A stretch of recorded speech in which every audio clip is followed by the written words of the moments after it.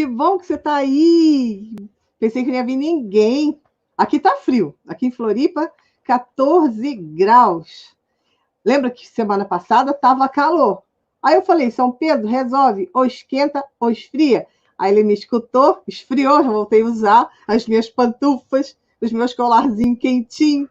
E hoje, para esquentar a nossa live, quem vai estar conosco são os meus pimpolhos, os labitatianos, bolsistas, é a vez deles, né? São os anfitriões da casa. E quem vai me ajudar também é o João. João, cadê você? Olá! Cadê o João? Tudo bem, amore? Tudo certo, tudo bem, professora? Vamos chamar nossa turma, né? Vamos Vamos chamar lá. nossa turma. Clarinha, cadê tu, Clarinha? Olha ela Boa aí! noite! Oi, tudo bem? A Luana! Oi, tudo bem? A Lu, e o Celso Madrini. Olá, tudo bem? Tudo certo? Tudo bem, meus amores? Sim. É o único lugar que a gente está se vendo, né? O único lugar que a gente está aqui conversando, trocando ideia, saber como é que vocês estão. E a Luana é lá de Macieira. O povo de Macieira, ó, tá na hora de perguntar para ela agora. Cadê o nosso povo de Macieira? Ainda vou aí. Então, gente, hoje a gente vai fazer uma live muito gostosa para falar desses meninos, dessas meninas que me ajudam, que ajudam tanto o Labitat. Eles estão aqui representando essa turma que já passaram, acho que mais de 50 bolsistas desde a criação do Labitat. Porque além dos bolsistas que são remunerados através dos projetos de extensão de pesquisa, eles também são voluntários, que é o caso do Celso e da Luana. E a Clarinha agora também, porque ela já está sendo estagiária em outro projeto. Mas eles nunca largam o Habitat, ainda bem. Então, a gente tem os projetos que estão... Todo ano a gente renova, né, para poder eles participarem, mas tem os bolsistas que estão de coração, de corpo e alma, já tem o Habitat aí correndo no corpo. E aí, como a gente sempre fala um pouquinho da gente... Como é que a gente faz, João? Quem é você, João? Tá certo. Eu sou o João Daniel Martins, eu sou geógrafo formado pela UDESC, que é a Universidade do Estado de Santa Catarina. Sou mestre em Planejamento Territorial e Desenvolvimento Socioambiental pela UDESC também. E hoje estou como doutorando no programa de pós-graduação em Geografia da UFSC, sob orientação da professora Rosemir Nascimento. Vou fazer uma audiodescrição ultra rápida aqui de como é que eu tô. Eu tô com um moletom preto, porque tá bem frio mesmo aqui em Florianópolis hoje. Escrito UFSC. Tô com um boné preto, a barba já tá bem cheia, toda vez ela vai crescendo cada vez mais. Dá uma nesse frio.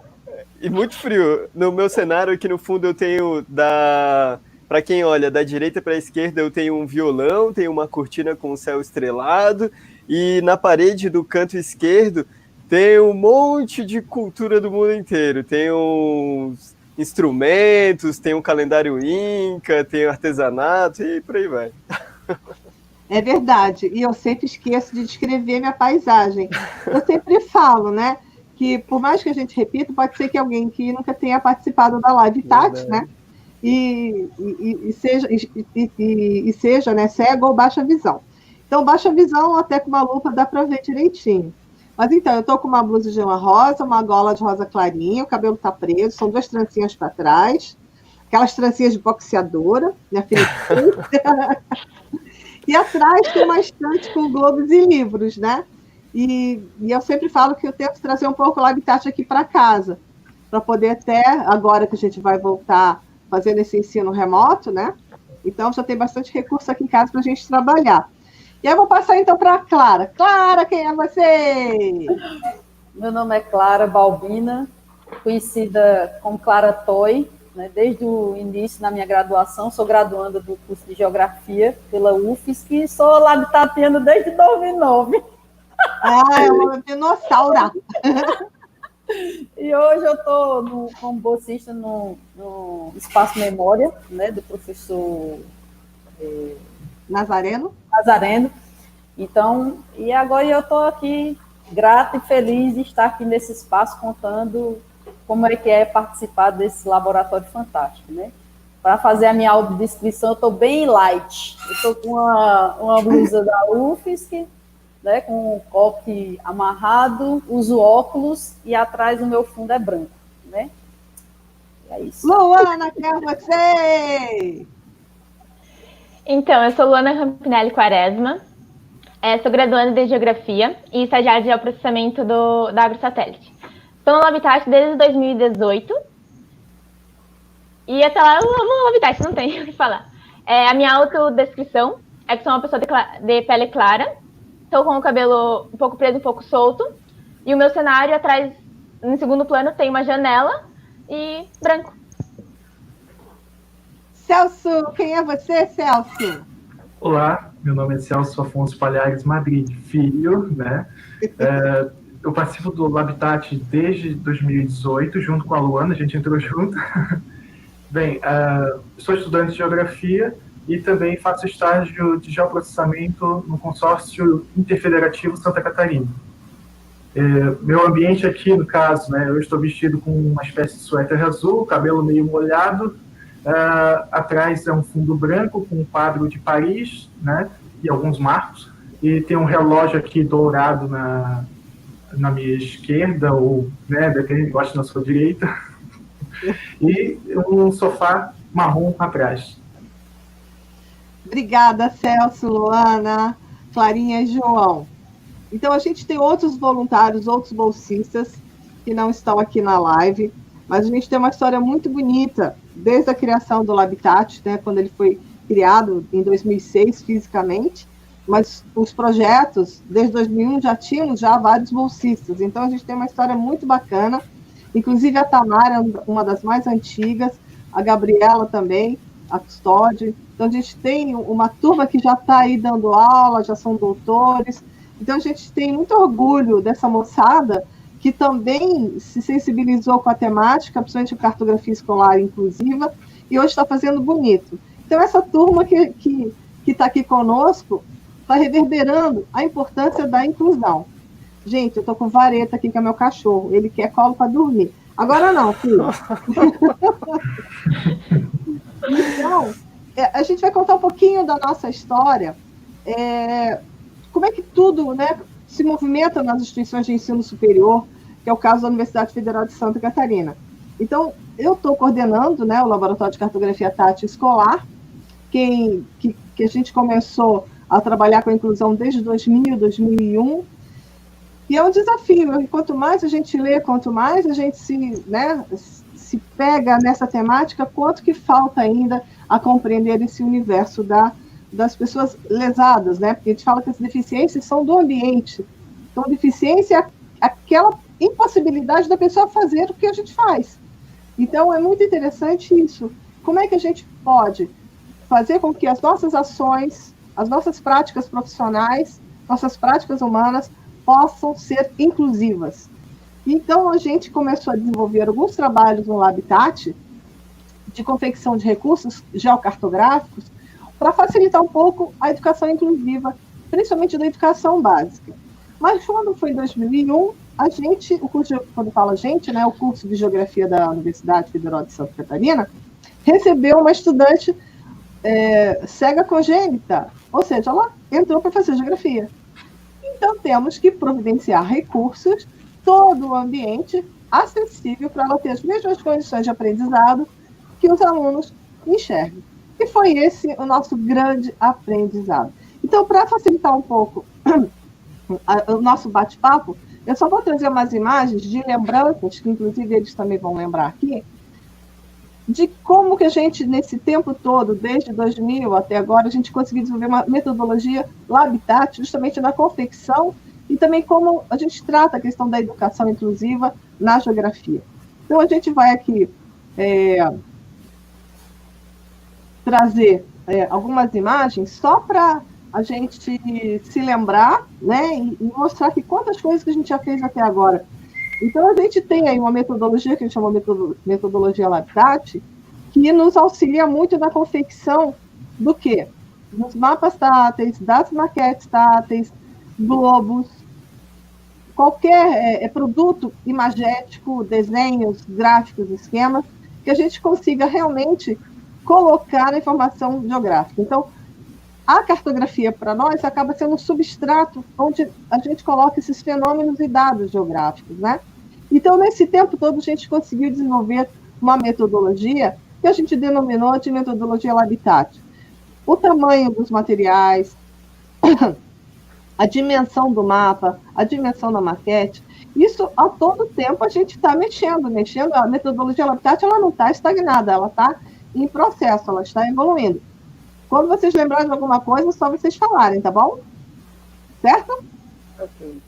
Eu só estou aqui iluminando a fala de vocês. Então, a gente criou uma metodologia com algumas etapas.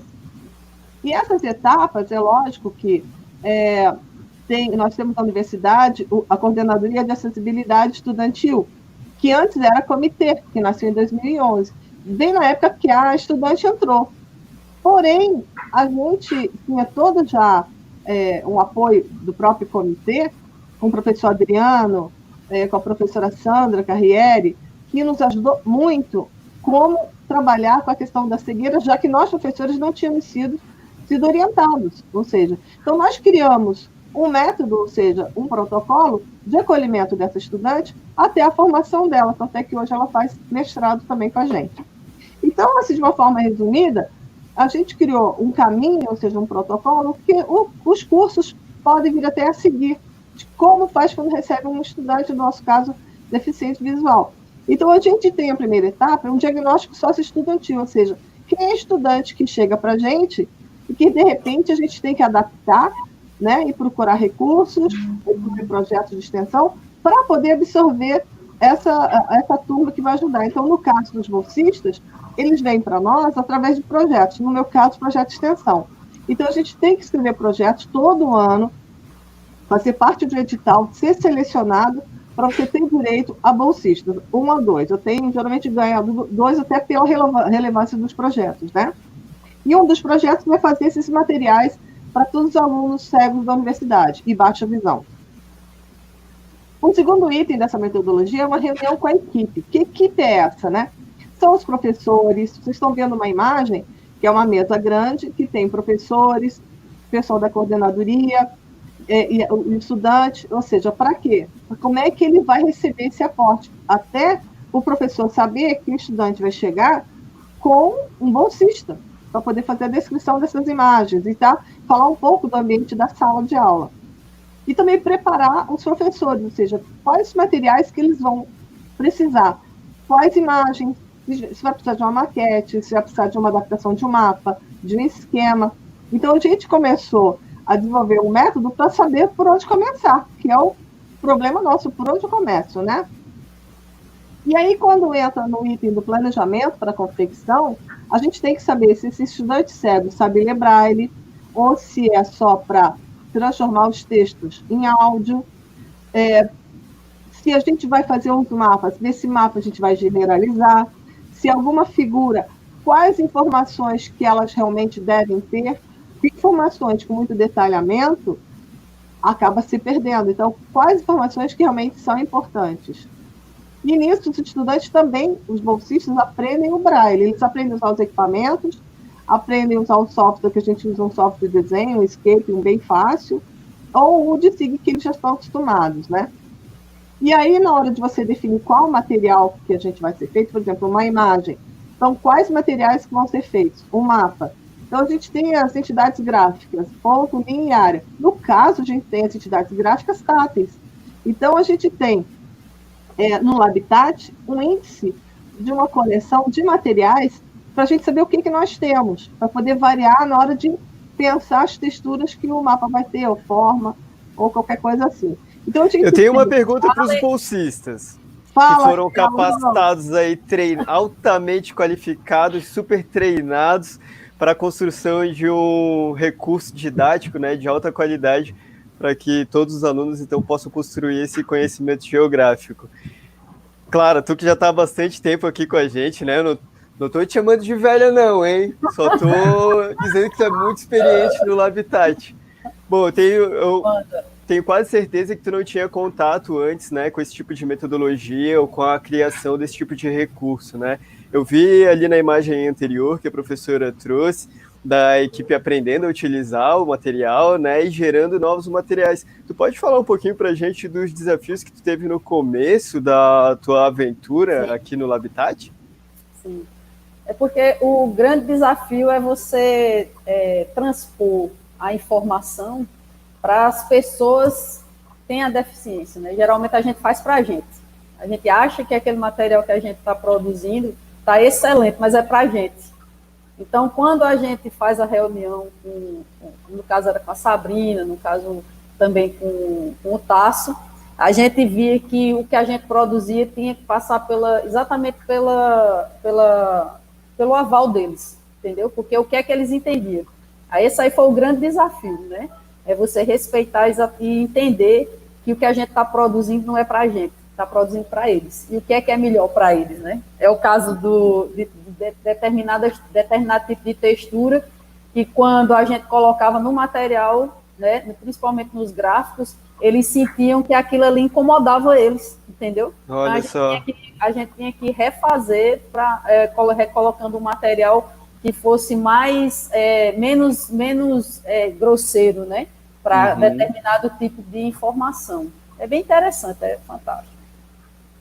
Não sei se eu consegui responder. Tá muda, professora. Tá muda, professora. Agora. Grunfe. Essas coisas de liga, desliga, liga, desliga. Mas é bem isso.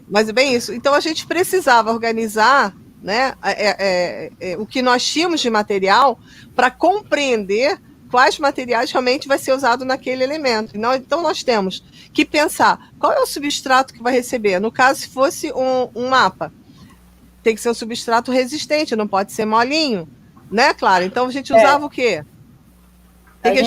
O cordão, né, os tipos de cordão, né, dependendo do qual a informação que você queria colocar, se era rodoviário. Do substrato que a gente está falando, da base, né, papel cartão. Cartão, exatamente, sim, era o papel cartão, que é a base principal, e depois, dependendo do que se coloca, o que se tinha na informação, a gente acrescentaria, né, cordão, contas, cortiça,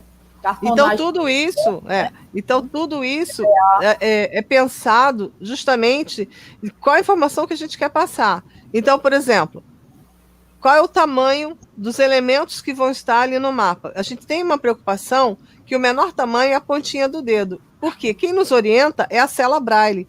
Então, a cela Braille ela tem 8 por 4 milímetros. Então, é um pedacinho da ponta do dedo. Então, menor do que isso vai trazer confusão. E maior, ele acaba não tendo a noção. A significação tátil tem a ver com a textura, no caso da baixa visão, com as cores, ou seja, quanto as cores mais distantes, se mais berrantes, melhor, amarelão, rosa-choque, verde-limão. E a diferença entre o preto, o contraste preto e amarelo, a gente observou que as pessoas preferem mais que tem baixa visão. A questão da aceitação e facilidade no manuseio também tem a ver. Então, a gente não usa lixa. Então, geralmente, quando a gente faz algumas atividades, né, o pessoal já quer usar lixa com diferentes texturas mas não, ela é muito abrasiva. Objetos pontiagudos, tecidos que são muito ásperos. Muita gente gosta de botar, onde tem água, gel, né, gel de cabelo, bota chimarrão. E aí, o que acontece? Tem muita gente que não gosta. Tecido que solta muita poeira, eles ficam agoniados, quer lavar a mão toda hora. Então, a gente tem que ter essa preocupação na hora de ter essa variedade de material. Então, esses materiais, geralmente, é o quê? Material de papelaria e de artesanato. A estimulação visual, no caso que a gente falou, né? A questão da forma, da textura, do tamanho, tudo isso vai influenciar. E fidelidade e resistência, ou seja, quando você fizer realmente um desenho, que ele consiga passar aquela informação. Então, a gente está fazendo um mapa tátil da UFSC, que já está na 5ª edição, até transformando numa caixa tátil sonora do professor Humberto, lá de São Gonçalo. Inclusive, a gente tem um pessoal daqui de São Gonçalo. Boa noite, Mônica, de São Gonçalo. Tudo bem? Então, e a professora Marta também, do Rio. Então, eles a gente já está fazendo esse material para que a gente tenha som também. Então, tentando atender tendo outras possibilidades, né? Temos algumas perguntas aqui, ó, do Marcelino. Olha ele aí, ó. Me formei em 2007 e lembro de algumas práticas pedagógicas que já estavam sendo desenvolvidas. Quem foi aluno do professor Rosemir automaticamente se envolve com a educação inclusiva. Não tem como não fazer parte, né? Não tem como. Aqui já são alguns recursos que a gente já desenvolveu na educação superior, porque a gente tinha uma experiência na educação básica. Tanto é que vocês vão poder observar no site do Labitat UFSC BR, vocês vão ter vários mapas para vocês fazerem, inclusive esse mapa, ele tá no site, né? Tá com baixa visão também. Então a gente tem todo um layout já preocupado com uma padronização cartográfica. Aqui é o ciclo da água também. Aqui a gente tem contaminação do solo. Aqui o desenho da natureza de Humboldt, que foi feito já no mestrado. Vocês observam que, se vocês olharem esse desenho, ele é muito detalhado. Então, a gente teve que excluir algumas informações e colocar outras para poder ver o que realmente é interessante para aquele professor. Tudo isso é naquela reunião, antes com ele, para poder ver o que o estudante precisa. Se ele precisar de algum detalhe, a gente amplia. Faz um outro desenho, ou seja, a informação tem que ser passada. Aqui é um gráfico, vocês podem observar que a variação de temperatura ao longo de um século, mais ou menos, numa disciplina também no mestrado. Então, vocês observam que a gente generalizou o gráfico, ele queria observar o comportamento do fenômeno. Se houvesse necessidade de detalhamento, trabalharíamos uma fatia e nós iríamos ampliar. Alguém quer falar alguma coisa? Clarinha? Foi interessante, porque esse material, na realidade, foi do professor Marcelo, né? Na geomorfologia do quaternário. Né?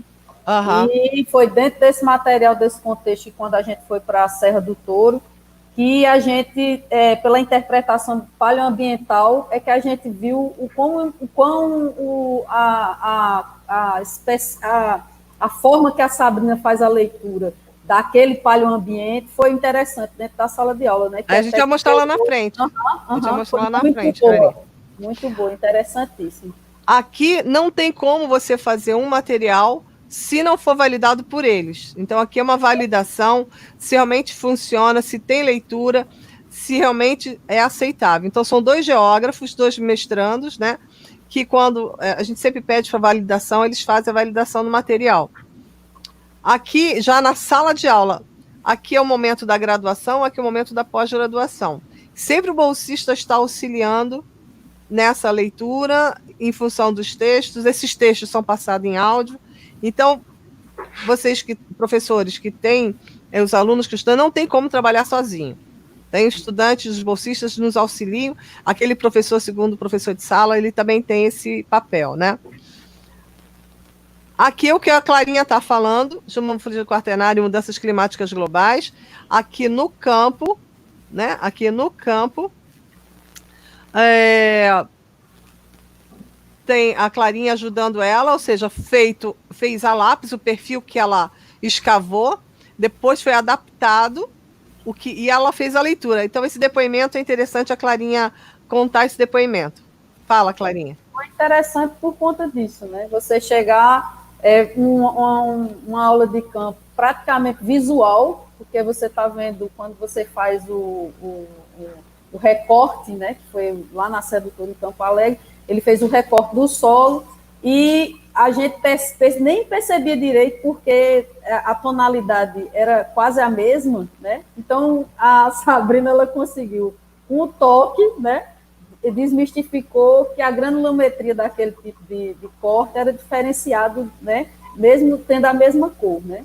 Então, foi fantástico. Então, quando a gente começou a fazer essa elaboração do material dela, né, e acompanhando ela em aula de campo, a gente viu a importância, né, do trabalho em conjunto, tanto do bolsista, que estava auxiliando ela com o material, né, da gente fazer... Porque, no caso, não era eu que estava acompanhando ela. Tinha a menina da CAI, que era responsável pelo acompanhamento, e a gente ficou para transformar os grafitáteis, né, do material que a gente recebeu do professor.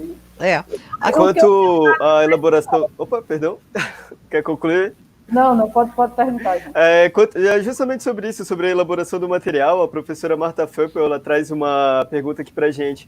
O quanto falta avançar no Brasil e o que precisa ser feito ainda para chegarmos a uma padronização de mapas táteis? A professora Rosemi acabou de apresentar para a gente uma série de variáveis visuais, né, com os materiais que são utilizados. Existe esse movimento de padronização no Brasil? Não, ainda não tem. E é uma reivindicação antiga do Humberto, que tem um filho com deficiência visual, um pouco baixa visão, e também ele é professor, né? E ele sempre fala, por que vocês não padronizam, né? Porque a gente tem várias instituições que fazem os seus mapas, inclusive o IBC tem o método dele, Laramara, todo mundo encontra um caminho, todo mundo encontra uma possibilidade de educar, isso que é importante. Importante que todo mundo tenha um caminho, mas eu acho que é fundamental a gente ter uma padronização, até já que a gente está falando de base nacional curricular comum, né? Então, agora é o movimento que a gente está fazendo de padronização desses mapas, para que realmente ele tenha aquelas informações necessárias para que todos tenham a mesma informação, ou seja, eu tenho que ter uma orientação, eu tenho que ter escala, eu tenho que ter coordenadas, eu tenho que ter o limite, eu tenho que ter a legenda, cores adequadas. Por exemplo, a gente tem o Oceano Atlântico. Não é muito melhor você ter um símbolo para o Oceano Atlântico que escrever ele em braille? Se você botar ele em maiúscula, vai levar mais uma célula braille, né? Se você bota tudo em maiúscula, leva 2 células braille. Então, ou seja, quanto mais nomes tiver, maior fica. Então, é melhor o símbolo. Então, a gente está procurando esse caminho de ver com as pessoas com deficiência qual é o melhor mapa. E aí entra o Celso, né? Que o Celso ajuda a gente na generalização dos mapas com os softwares. Então, esse é até um desafio, né, Celso? Sim, exatamente. O que acontece, né? Quando a gente estava elaborando ali o mapa da UFSC, por exemplo, a gente fez conforme a carta que a gente tinha, né? Dos centros, e conforme os prédios realmente eram, as feições reais. E a importância do feedback que foi dado pela Sabrina foi o que apresentou alguns problemas que gerariam na hora de fazer a leitura do mapa, né? Por exemplo, os prédios, da forma que estavam, na hora que passava para o elemento tátil, ele não respeitava os limites de objetos cartográficos. E isso gerava confusões. E aí foi onde a gente levou esse mapa e esses mapas, começamos a trabalhar em cima e podemos adaptar ele conforme fosse necessário. E aí foi várias etapas que foram sendo elaboradas. E a Clarinha, a Luana também pode falar mais a respeito também em relação a isso, porque foram muitas etapas. E é muito interessante que o que a Marta está colocando, que é fundamental essa padronização, né? E aí você observa nesse slide que a questão da análise do aproveitamento pedagógico, né, na avaliação para aprendizagem. O que a gente tem observado é isso, é que o nosso site tem sido visto por várias pessoas do mundo inteiro, e a gente acaba disseminando um pouco desse conhecimento, essa é a intenção, né? E aí o Labitat também trabalha na formação docente, no caso vocês estão vendo a turma de Içara, são professores de educação especial de Içara, aqui um estudante do Colégio de Aplicação da UFSC, até a professora Simone está comentando aqui no chat, né? Que realmente a gente tem essa parceria com o Colégio de Aplicação. A CEPEX, que é aquela feira de ciências que a gente está sempre lá, então vem sempre os estudantes. E aqui os estudantes cegos fazendo a leitura de uma maquete tátil. E aqui o nosso site. Então é uma forma que a gente está vendo de acessibilidade dessa informação. Aqui é o mapa que tem no site, para você ver onde cada pontinho vermelho é o acesso que foi feito do país para o Labitat. Então, você entrar aí no site do Lab, você vai ver esse mapinha, até em Dubai, Angola, bastante aqui na América do Sul, América do Norte. Então, ou seja, a gente realmente está conseguindo atingir as pessoas que realmente precisam desenvolver essa educação inclusiva, né? Então, façam o site de vocês, divulguem o trabalho de vocês, é fundamental. Então, aqui eu sempre falo, você não trabalha sozinho. Aqui foi só uma apresentação das visitas das escolas, que vão conhecer um pouco da inclusão. os nossos bolsistas, o professor Arson, a professora Kalina, toda essa turma que está com a gente, levando a importância da inclusão, né? Mas tudo tem um porquê, a gente não faz nada aleatoriamente, a gente busca informação no IBC, o IBC é nosso berço de informação para poder fazer, o próprio Laramar, o Lemad da USP, eu sempre falo isso, né? São essas experiências que a gente traz. E aí, os bolsistas também têm essa contribuição, né? Então, a Luana chegou, né, sendo bolsista, hoje já está numa empresa de geoprocessamento, garanto que ela vai falar de inclusão na própria empresa, então acaba disseminando. Conta um pouquinho para a gente, Luana, a tua experiência. Olha, para quem vai no Habitat que entra, não tem como você conversar com uma pessoa e não falar de inclusão ou não pensar, tá, tô fazendo esse material para quem enxerga, mas para quem não enxerga. Já é tipo do cotidiano mesmo, tipo, já cobrar as pessoas para fazer isso. Aqui, ó, o que eu falei da professora Marta, né? Que a padronização facilitará enormemente a disseminação da cartografia tátil, a formação docente e a educação inclusiva. Perfeito, professora Marta. E ela, continuando ela, né? O Instituto de Geografia da UERJ é usuário constante das bases do Habitat. E a gente até pede desculpa, porque a gente está em processo de atualização por causa dos dispositivos móveis. Então, quando foi construído, não tinha tantos, né? Então, agora a gente tem que deixar ele ativo para todos os dispositivos que possam ser lidos. Mas a gente não quer perder o que já foi feito. Então, esse é o desafio, levar tudo que já tem e melhorar mais com o que já está sendo feito. E aí é o desafio que eu sempre falo, né? O que é ser um bolsista? Eu acho que agora a gente vai, né, ter algumas perguntas. O que é ser um bolsista no Labitat? Começando com a Clara. É responsabilidade, meu filho, é responsabilidade, é amor, é inclusão, é você se colocar no lugar da pessoa que necessita desse material. É isso que a Lu estava falando. A gente entra no lab pensando uma coisa, né, aquilo que a gente acha que é, e quando a gente começa a trabalhar dentro do laboratório, a gente percebe que é um mundo, entendeu? E um mundo de emoções, né? Eu sou outra pessoa, exatamente, eu não vejo hoje, até na rua, os podotáteis, tudo que eu vejo, isso aqui está errado, entendeu? Muitos dos podotáteis de Florianópolis dá num poste, sabe? Cara, como é que pode uma coisa dessa? Então, o que é o podotátil, para quem não sabe? Podotátil são aquelas bolinhas que você encontra no chão, vermelhinha, nas calçadas, né? Elas são os guias para as pessoas, né? São os guias para as pessoas cegas. O piso que é o podo de pé, né? Então ele vai sentir... Só lembrando que até aí é preciso uma padronização, porque não existe padronização na aplicação dos podotáteis também. Né? Exatamente. Então Imagina. a gente muda a visão, né? Total. De tudo. Todo material, livro, adaptação, seja lá da imagem, do que é que você está estudando. Então, tudo é que você pensa também na pessoa que tem a deficiência. É uma valorização. O que é ser bolsista? Olha, ser bolsista é aprendizado todo dia, quando podia ir até lá presencialmente.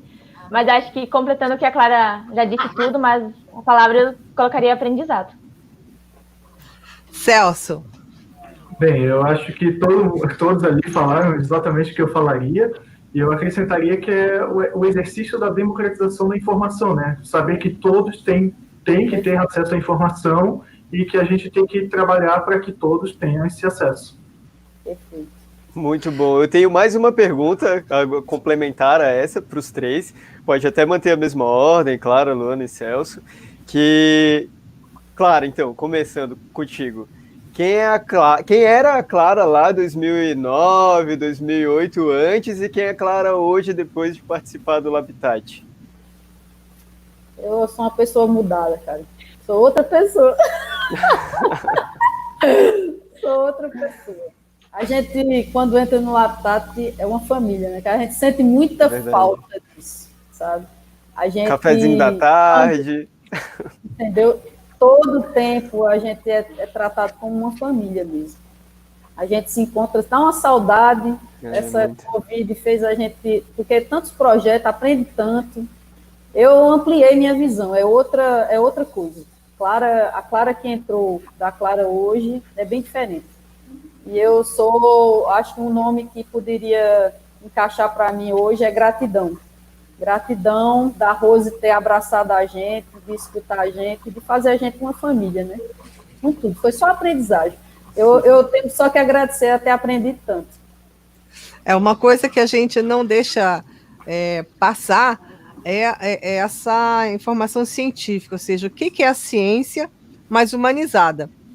Porque a ciência é para pessoas, para seres humanos. Então, a gente não perde essa essência.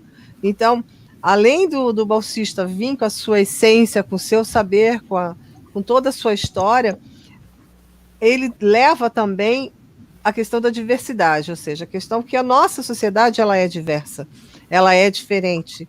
Então, não tem como você pensar numa educação única. Então, você tem uma população diversa que você vai para a sala de aula, você vai lidar com essa população. Então, a gente preza muito com essa qualidade científica, a gente faz com que eles também aprendam a escrever, fazer os artigos, publiquem, deem os cursos de formação, eles recebem os alunos lá no Labitat, ou seja, já tem a prática docente ali. E é muito interessante que quando os alunos vêm perguntando tudo, né, sobre o Braille, a Clara fez uma historinha maravilhosa, né, do próprio Braille, e foi assim fantástico como é que comoveu, né, a forma dela contar, a forma dela colocar. Então isso faz parte da própria constituição como docente, né? Clarinha, eu acho que você se forma esse ano que vem. Ano que vem, se Deus quiser. Ano que vem, né? Então, já vai para a sala de aula diferente, né? Já vai para a sala de aula diferente.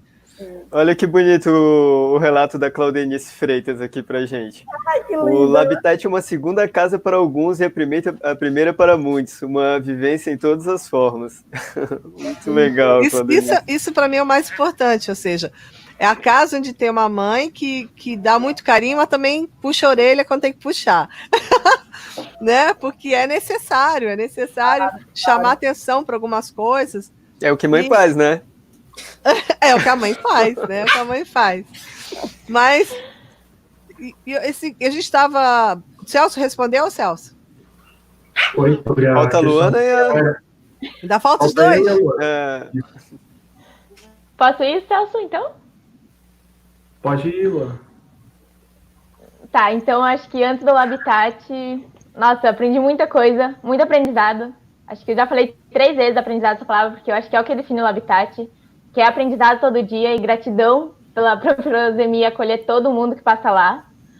E, nossa, o crescimento assim que a gente vê, tanto crescimento pra gente, pessoal, de entrar antes do Labitat e depois do Labitat é muito grande. Bem, eu vou ter que repetir, então, novamente, gratidão e aprendizagem, porque foi o que aconteceu comigo também. Assim, eu trabalho da empatia também, né? A gente reconhecer que tem pessoas e que cada um tem uma necessidade diferente e a gente trabalhar para que consiga suprir isso. Isso, para mim, foi muito importante e considerar isso no dia a dia assim, é libertador, tá, gente? Olha que interessante. Olha só, dá um frio na barriga com uma coceira na mão com uns pedidos de construir material do zero. Ó, fala vocês. Fala, não vou falar nada não. Falei assim, olha, temos uma empreitada, né? Dá porque a gente é uma caixinha de surpresa. O que é que vai vir, né? Aí, quando você recebe, às vezes são pedidos assim, quase que impossíveis, né? Eu digo pro Humboldt, pronto, a história de Humboldt, pelo amor de Deus. Aí, até você, né? Poxa, e agora, como é que a gente vai construir um material, né, nesse nível, né? Como é que a gente vai trazer assim, né, com tanta coisa, né? Eu acho que cada material que vai construído no Labitat, ele vai contar uma história e vai ter um aprendizado diferente, tanto para o bolsista que vai fazer, quanto para a pessoa que vai avaliar, porque é sempre uma surpresa para nós. Uma caixinha de surpresa. Exatamente. Assim, eu tinha tocado anteriormente no mapa da UFSC, que foram várias etapas, e foi um aprendizado ali que tanto eu, no caso, quando eu digo eu no geral, né, tanto a equipe, como também a pessoa que está fazendo feedback está ali aprendendo junto o que seria melhor, o que não seria melhor, se tal elemento retira, ou coloca, ou generaliza. Uma coisa que foi muito abordada na questão, na metodologia, é a questão da generalização dos elementos cartográficos. Isso se revelou uma coisa muito importante, além da escala, né, que a gente utiliza sempre na geografia, mas que também se mostra muito importante na adaptação de materiais. Bacana. O Reinaldo Marcelino, ele traz uma pergunta para a gente. Ele pergunta, né? É possível interdisciplinar as atividades desenvolvidas no laboratório? Eu acho que é constante isso, né?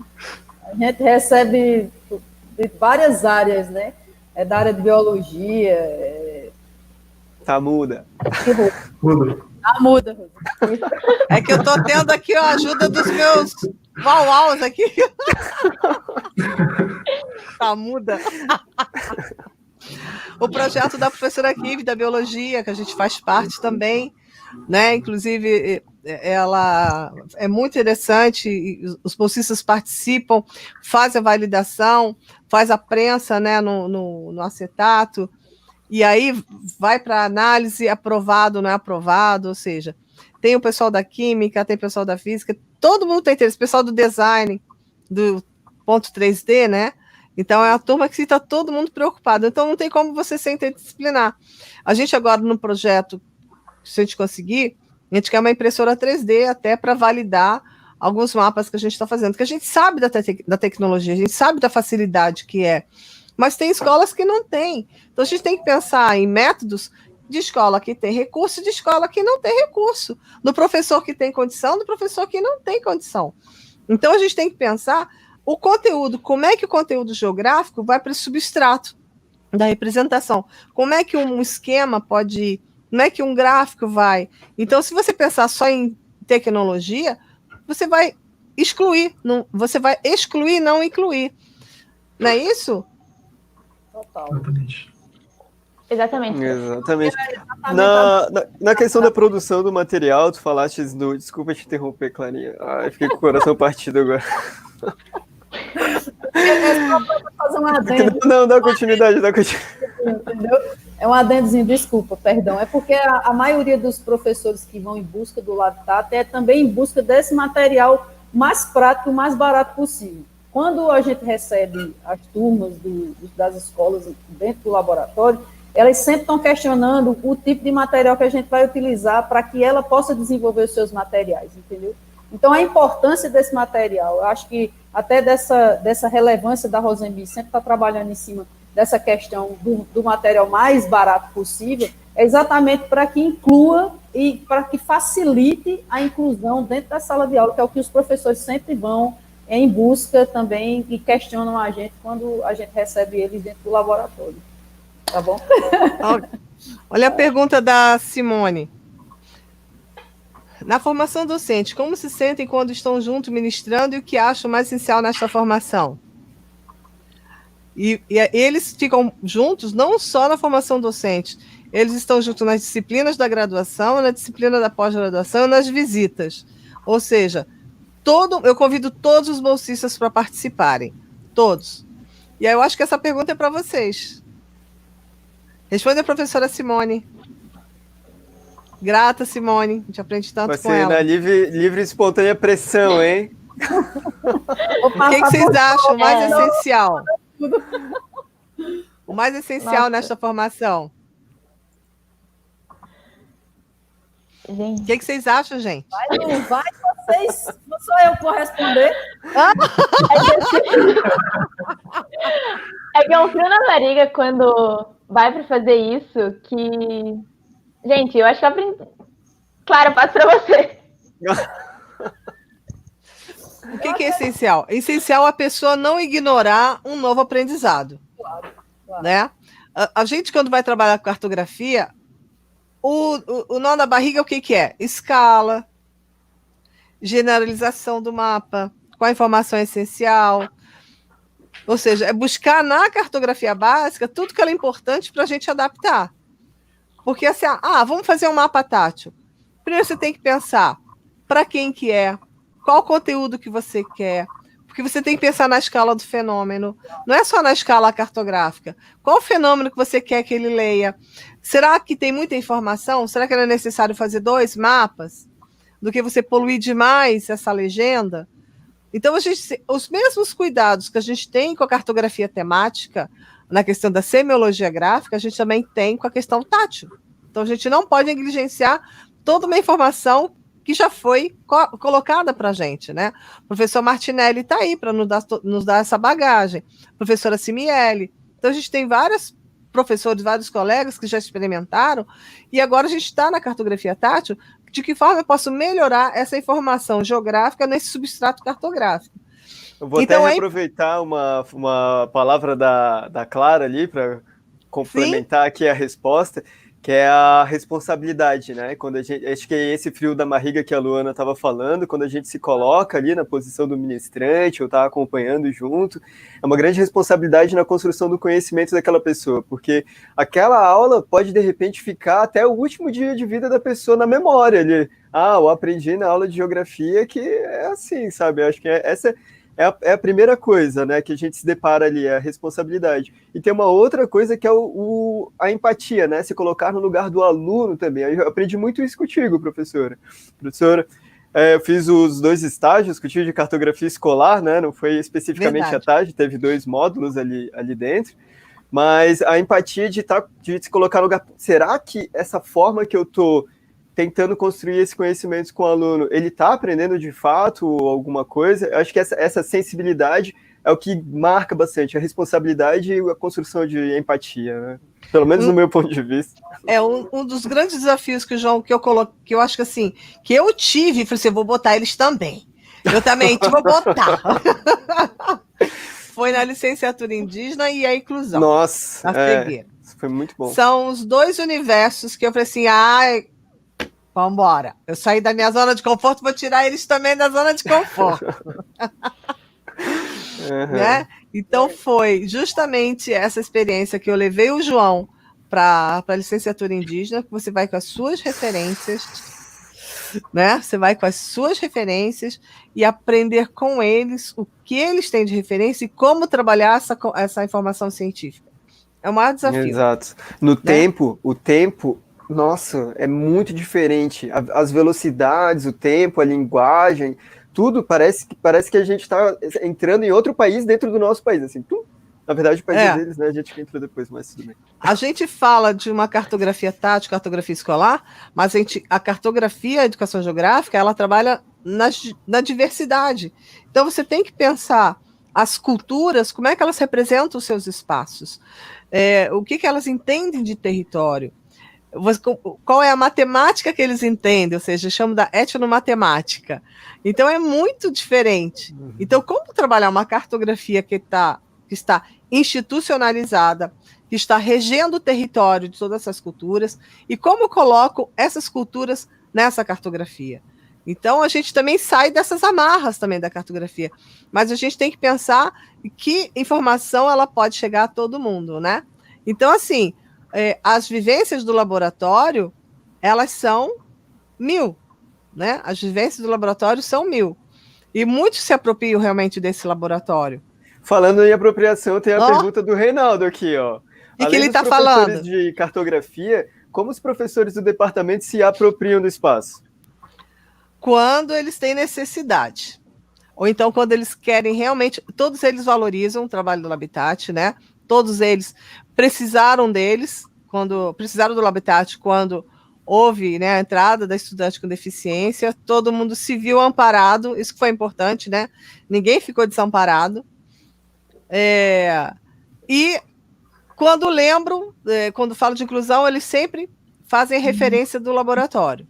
Então, realmente, quando eles vão ajudar alguém, ou quando eles sentem necessidade, ou quando realmente indica, tem um estudante. Então, o Labitat ele virou uma referência na questão da educação inclusiva, da própria cartografia, que nos deixa muito contentes, mas é um trabalho de formiguinha, né? Um trabalho que tem... Hoje eu estou na coordenação, foi a professora Ruth Nogueira, que foi a mentora intelectual, ela que deu a ideia, me convidou, eu adorei, porque eu já trabalhava com recurso didático, então vou juntar fome com a vontade de comer. Então, aí, Na época eu tinha um laboratório que era o LabToy, e aí eu levei o LabToy por isso que é a Clara Toy. Então o LabToy foi para o Labitat, então eu não ia criar outro laboratório, ele funcionava dentro do Labitat. E aí a gente juntou, eu fiz os projetos nessa pegada do recurso didático, tanto é que tem a disciplina, né, de recurso didático na pós-graduação, e a gente tem todo esse crescimento com os profissionais. Fora a gente da universidade, a gente tem os professores das outras universidades, né? Então a gente tem vários colegas de vários convênios que a gente já fez, inclusive com o Rio, tem o professor Paulo Menezes do Rio, tem a professora Silvia Venturini, que também fizeram um livro maravilhoso. Então, a gente tem sempre essas parcerias com esses colegas das outras instituições. Então, Reinaldo, o professor ele realmente se apropria do espaço quando ele tem uma necessidade ou de informação ou de apoio. Mas o Labitat está sempre ali, né? A Clara lembra de algum fato, alguma coisa assim que possa... Ai, tem vários, né? Ai, meu Deus. Causo, conta causo pra gente aí. Dormindo e aprendendo a fazer, os alunos de graduação da geografia aprendendo a fazer as maquetes. Cara, saía cada... Eu ficava assim, olhando assim, meu Deus, saía cada esculturas interessantíssimas. E a reforma da maquetona também, né? Foi muito legal. Então, pois é. A gente tem uma maquete que é a mãezona lá das maquetes. Ela tem a idade da Gabi, da minha filha, 22 anos. Então, essa maquete foi para quase todas as escolas daqui do município de Florianópolis. Ela tem 2 metros, 1 metro e pouco. E ela botava no caminhãozinho e levava para as escolas. E os bolsistas iam com ela para dar aula nela, né? Então, a gente tem muitas histórias. Inclusive, foi quando a primeira vez eu me deparei com um estudante cego querendo ver a maquete, nessa maquetona. E ela não tem textura. E eu fiquei desamparada. Eu falei assim, meu Deus do céu, eu me senti impotente de não poder ensinar ele o que tinha de floresta, o que tinha de manguezal, o que tinha de praia, o que tinha de área urbana. E eu fiquei muito chateada, porque não tinha textura na maquetona. Então... Aí nós fizemos uma menor, então agora a gente tem maquetes menores, e realmente é necessário fazer outras menores com as texturas para poder diferenciar o uso e a cobertura da terra, né? Realmente eu me senti impotente naquela vez, foi em 2000, 20 anos atrás. E a Mônica faz... para contar, né, Rose? Tem muita história para contar. Tem muita história para contar. A gente tem que anotar para não esquecer, né? A Mônica, muita coisa legal. Tem uma pergunta aqui, ó. Que legal, Tá João. bem? E o que você aprendeu na cultura indígena? Ó, pra ti agora. Ó. Nossa, Mônica, essa dá uma live só disso. A gente tem que fazer Não, uma mas com ele. basicamente eu vou tentar encurtar a resposta, mas a gente pode ter essa conversa no futuro, realmente. Foi uma experiência de vida mesmo. Eu sou muito grato, professora Rosemi, por isso, foi demais mesmo. Como a Clara disse que é uma pessoa depois do Labitat, eu também sou outra pessoa depois da vivência ali, né, com a licenciatura indígena. Eu acho que me transformou num professor melhor, com certeza, na questão do tempo do aluno. Isso foi o que, assim, saiu cicatrizado em mim, o tempo de cada um. Porque cheguei lá nesse meu ritmo aqui, pauleira, aí eu fui vendo, vai devagar, porque nem todo mundo é igual e está numa turma onde todos são diferentes. Então, esse exercício de empatia, de olhar o outro, acho que é o grande aprendizado dessa experiência de licenciatura indígena, mas é papo para outra conversa. Não, e o bacana, Mônica, é que o nosso laboratório é do lado da sala de aula. Então, os indígenas também têm aula no Labitat, eles aprendem a fazer os recursos também, e também aprendem braille. Então, eles aprenderam a escrever o nome deles, com uma estudante cega. Então, a estudante foi a professora deles, então eles ficaram impressionados, assim, porque muitas culturas, eles isolam, né? Isolam a pessoa com deficiência, não é aceita no grupo, né? Então, ainda tem um pouco isso. E aí, todos os bolsistas fazem parte dessas aulas. E no nosso caso aqui do sul do Brasil, são 3 etnias predominantes, que são os guaranis, que ficam mais no litoral, os caigangue e Xoclen Lacanon. O Xoclen Lacanon mais no interior, José Boatê, e os caigangue mais no oeste. Então, são 3 etnias, 3 idiomas, culturas diferentes, parece que é iguais, mas não são.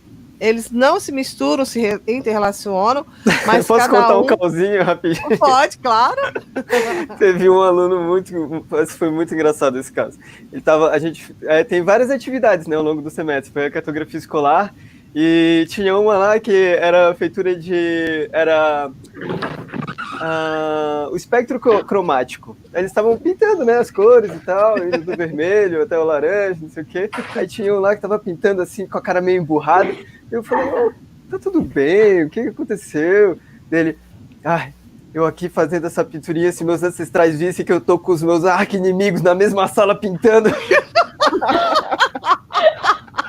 Que era um cara era de uma etnia e o outro era de outra. E tem isso, gente, tem isso, e tem esse desafio. E a primeira vez que eu dei aula para eles foi em 2011.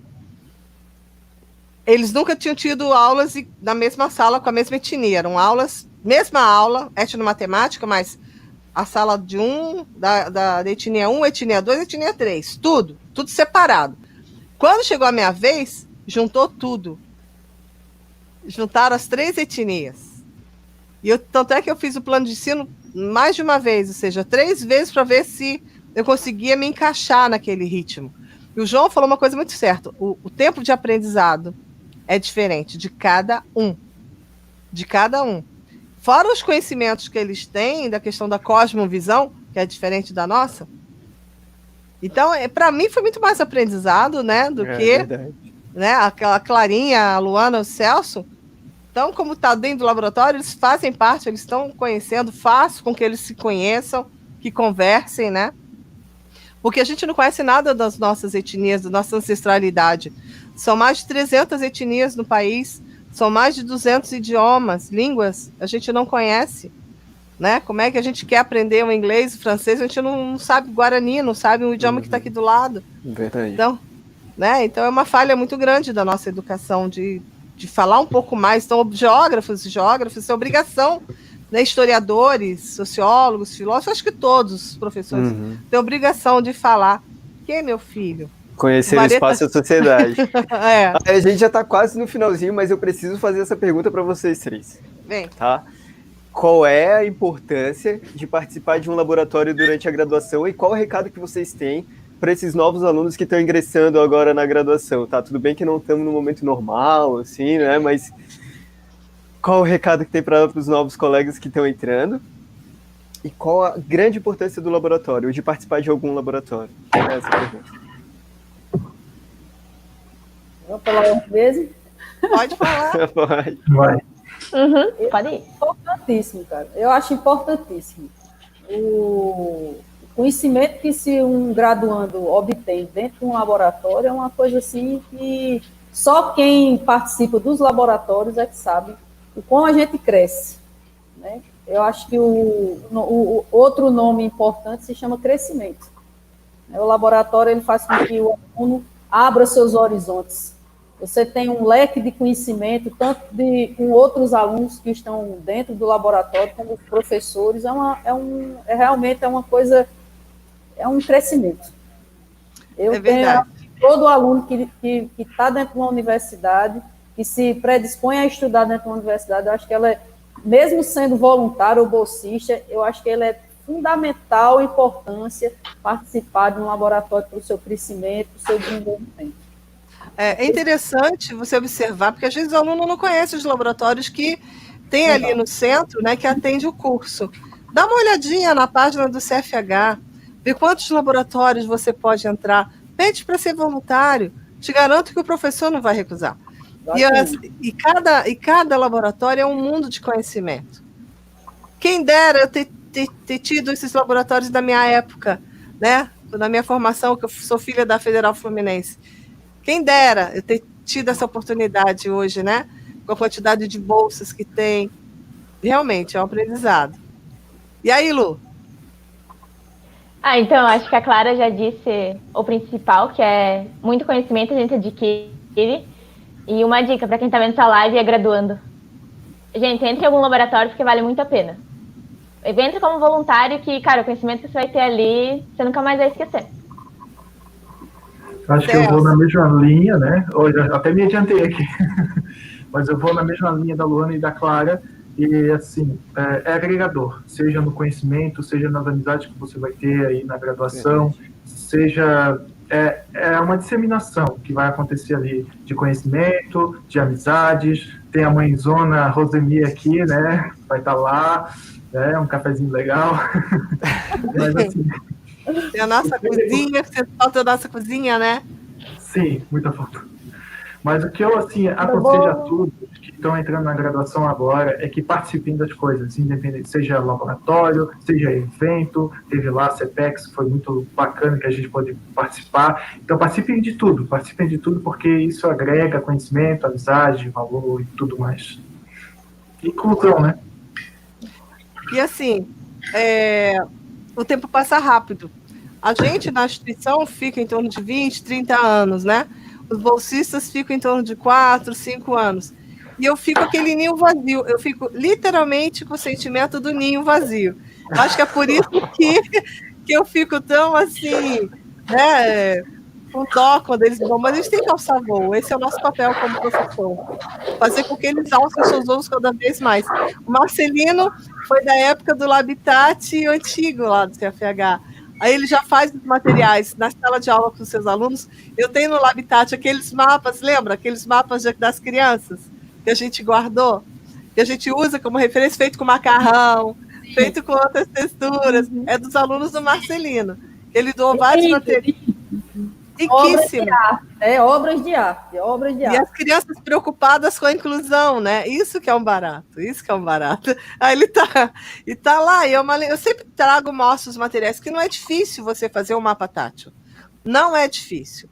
Né? Tendo os devidos cuidados, não é problemático. Gente, a gente já está chegando no final.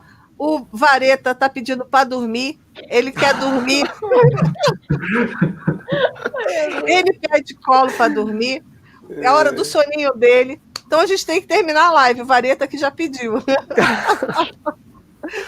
E uma mensagem, gente. Uma mensagem de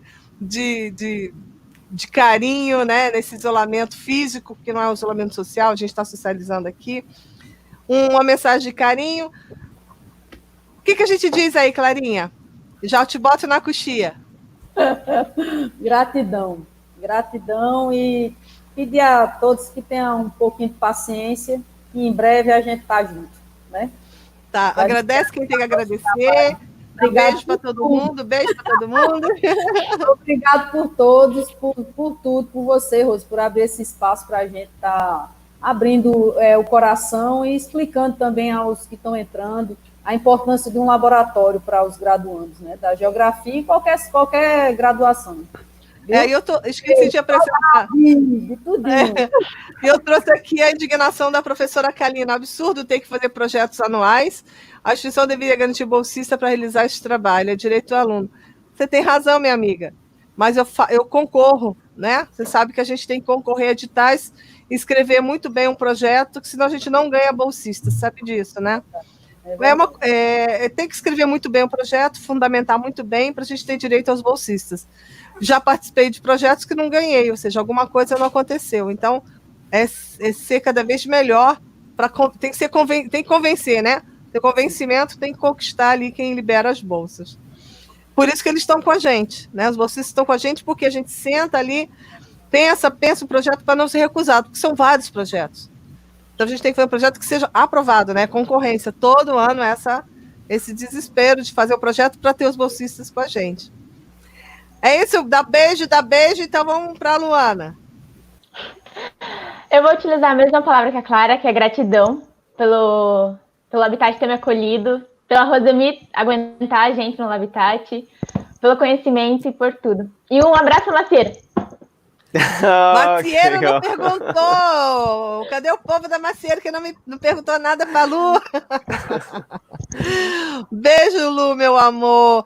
Ela é uma das blogueiras que faz a divulgação social, ou seja, do Instagram, Face, ó, a galerinha aí, ela e a Denise. Quando eu falo, curte lá a nossa página no Instagram, no Facebook, ela é responsável aqui, ó. São elas. Beijo, meu amor. Celcinho. Oi, olha, Bem, eu gostaria de agradecer também, então, gratidão reforçando, né, que todos já falaram, gratidão, e também eu gostaria que, reforçando o que a Clara falou sobre a calma nesse momento que a gente está atualmente, e ter fé que puramente ali vai acabar melhorando e tudo mais. Mas gratidão é a palavra-chave aqui. Obrigada, Celso. Você, Givão? Nossa, muito bacana estar com o pessoal aqui de novo, deu uma saudade. Não me fale. Justamente, né? Acho que essa palavra que se repetiu, né? A gratidão, ela se manifesta na gente como vontade de retribuir essa gratidão, né? No nosso caso, por meio da academia, retribuir construindo conhecimento, proporcionando o saber, né, para todo mundo. Vou reforçar a gratidão aqui também, vou reforçar o estímulo na participação dos laboratórios. Eu só estou aqui hoje contigo, professora, porque eu participei de um laboratório. Só por isso, por causa do grupo PET Geografia, Verdade. eu sigo a vida acadêmica por causa disso. E incentivo todo mundo, conheça a própria universidade, bate na porta do vizinho da frente, você que é professor aí, tenho certeza que teu colega na porta da frente está fazendo um trabalho muito bacana e tu não sabe. De repente dá para fazer alguma troca aí e fazer uma universidade cada vez melhor, uma universidade universal, uma universidade que realmente mude a sociedade para melhor, né? Acho que aquela sociedade de alguns meses atrás, ela está passando por essa transformação. De vez em quando acontece, infelizmente, algumas dessas vezes elas são bem difíceis, né, de engolir, mas a gente vai passar por isso e com certeza o amanhã vai ser muito melhor do que era ontem. Obrigado para você que ficou até aqui, obrigado, professora. Não deixa de, não só a professora, né, mas todo mundo de dar o joinha, se inscreve no canal se não está inscrito ainda e curte a gente lá no Instagram e no Facebook também, que toda terça e quinta tem um conteúdo muito bacana. Beijo, Tchau, Givão. gente. Até Tchau. quinta. Beijo. E finalizando, né, a nossa live Tati, eu falo que é direito a viver, né? Direito de estar no mundo, todas as pessoas, independente, credo, raça, se tem alguma lesão, se não tem, é direito de estar no mundo. E na quinta que vem a gente vai falar dos youtubers. Eu virei youtuber, né? Professor. E agora? Vai ser com o Marcelo da Geografia Irada e com o Eduardo Reuser. Eu sempre erro o nome dele. Então não perca, participe, né? Fique com a gente e um grande abraço e até quinta-feira.